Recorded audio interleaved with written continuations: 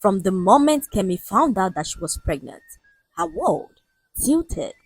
She was a devoted daughter of God, the kind who never missed the service, the type who led the worship team with tears in her eyes, a woman who could quote scripture like it was her own breath. And now, here she was, pregnant before marriage, unsure of what to do next. Her church was against pregnancy before marriage. In fact, no pregnant woman was allowed to get married in the church, and Kemi could not stand the thought of marrying in another church. She was a worker in church, and her parents were church elders who people held in high esteem. How was she going to break the news to her parents, knowing fully well that all hell would be let loose? Kemi sat in her bedroom deep in thought as she stared at the pregnancy test strip in her hand. Her boyfriend Ade was one of the sweetest men that she had ever met. God-fearing, kind, and he loved her with all of his heart. He screamed out in joy when he heard the news, but Kemi did not seem delighted. A few days later, Ade decided to do the right thing by asking her to be his wife. He was so happy to be a father, and more so with the woman who made his heart beat. However, Kemi did not share this sentiment. Although she loved him too, she was more worried about the child that grew inside of her. Kemi knew better than to let the church know that she was pregnant. She had seen what happened to those who dared to tread the path, the whispered gossip, the cold stares, the quiet excommunication, dressed as church discipline, was not something that she wanted for herself. She voiced her concerns to Ade, who offered her the opportunity to wed in his own church, or better still, let his brother, who was a pastor, wed them in his own church. We have options, my darling, he said to Kemi, who faked excitement. But in her heart, Kemi rejected every option Ade suggested. No, she said quietly, I must be married in my church. Ade did not understand why it mattered so much. He thought love was enough. But for Kemi, it wasn't just love. It was reputation, family honor, and the image that she had spent years building as a perfect daughter of Zion. The more she thought about it, the heavier the dread grew. She decided to speak to her mother, hoping, against all odds, for comfort and guidance. But the moment her mother's eyes narrowed as she confessed, Kemi knew that she had made a mistake. You? Her mother's voice trembled in rage as she continued to speak. After everything we've taught you, you dare to bring shame to this family, to this altar. That seed inside you is an abomination. Get rid of it before your father gets to find out about it. The words cut through Kemi's heart like glass. She went to bed that night with her pillow wet from tears, replaying her mother's voice over and over again. Kemi could not let her father find out, not now that he was about being recognized as one of the longest serving elders in the church. The thought of her father being humiliated because of her was not something that she could bear, so Kemi decided to do something about it. She told Ade that she wanted to travel to pay her sister a visit, and Ade, unsuspecting, was glad that she would finally have some time to rest. When she arrived at her sister's house, Kemi put on a smile, but her mind was already made up. That evening, under the cover of darkness, Kemi went to a private clinic to take care of it, and hours later, the child was gone. The next morning, she called Ade with an unusual cheer in her voice. Guess what? She said to Ade, who stood there anxious to hear the good news.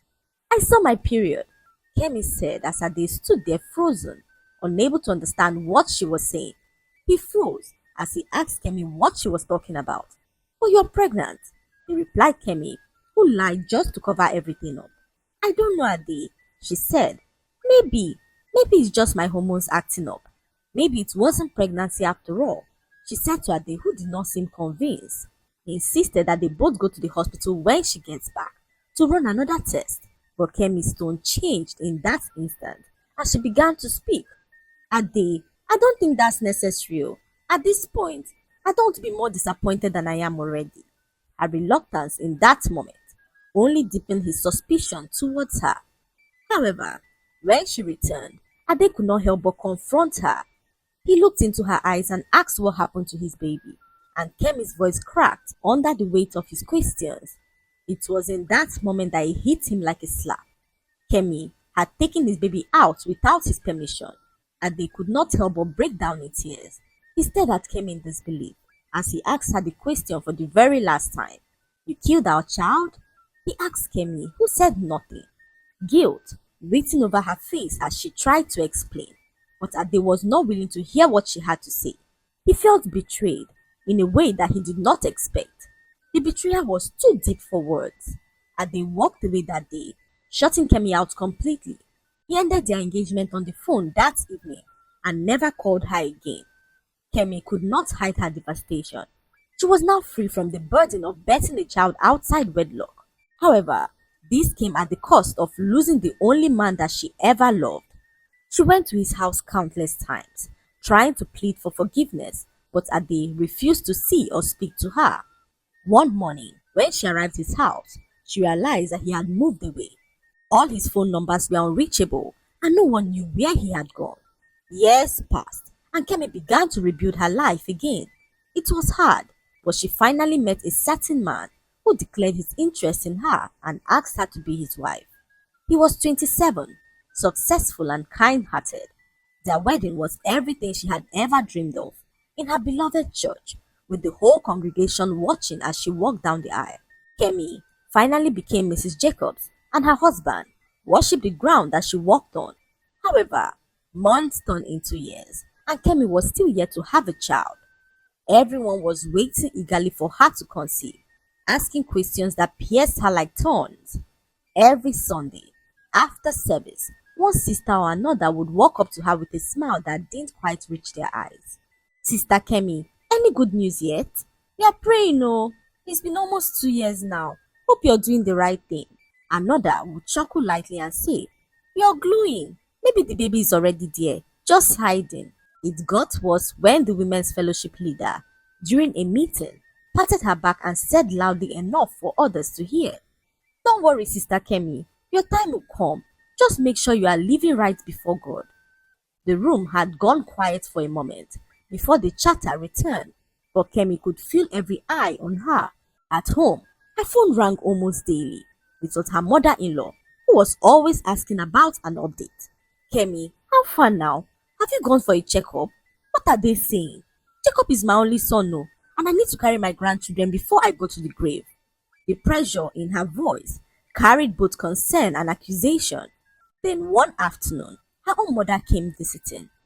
She sat Kemi down and handed her a sheet of paper filled with Bible verses and said, Read this every morning and night and start a 21-day dry fast.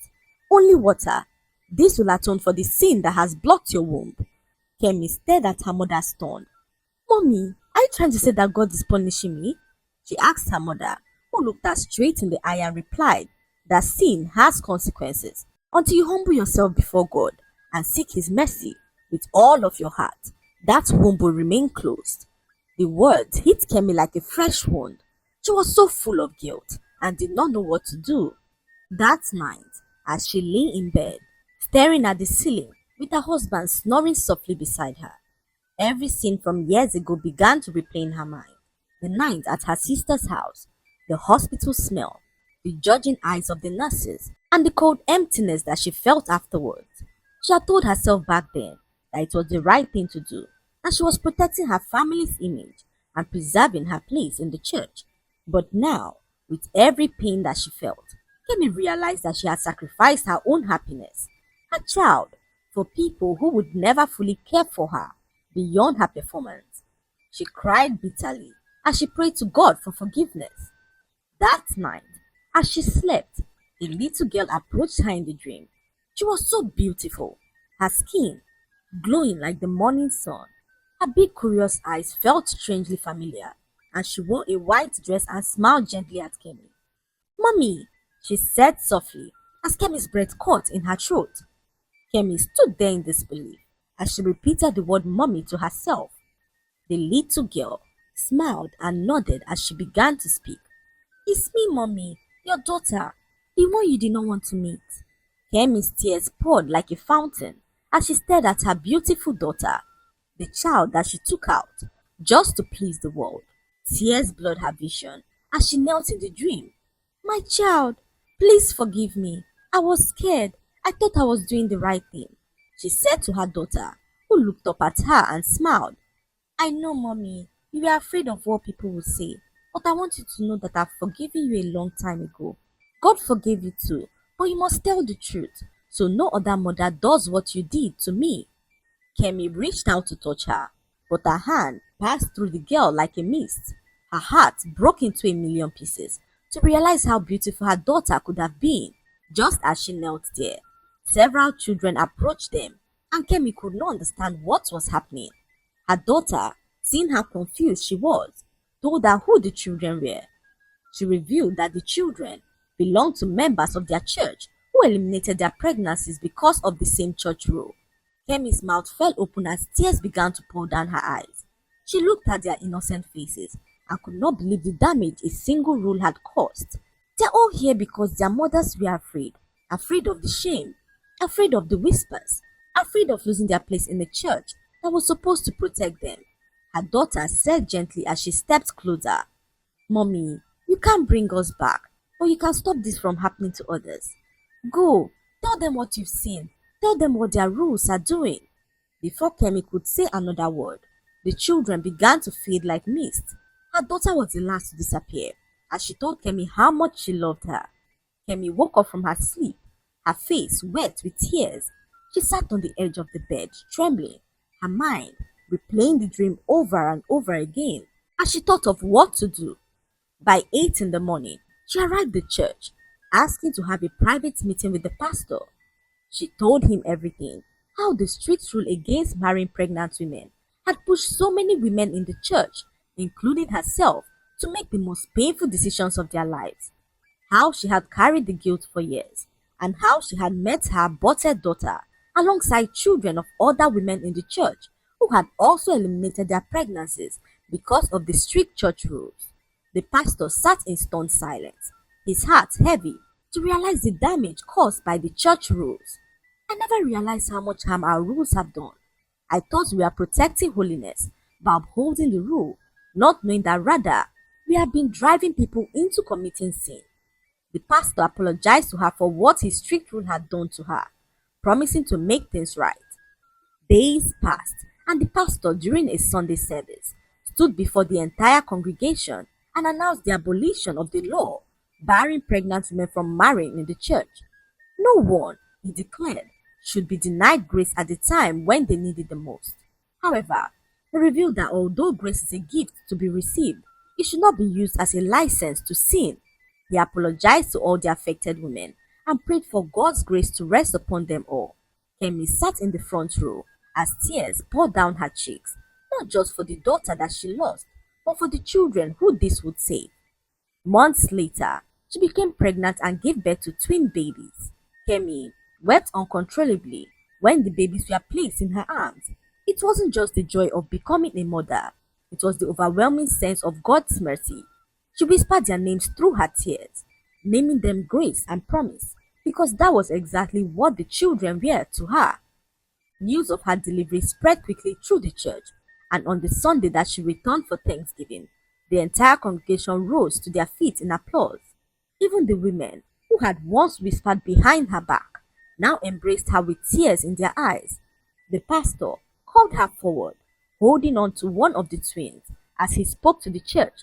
Let Kemi's story remind us, he said, his voice thick with emotion, that our words, our rules, and our actions can either destroy or save lives.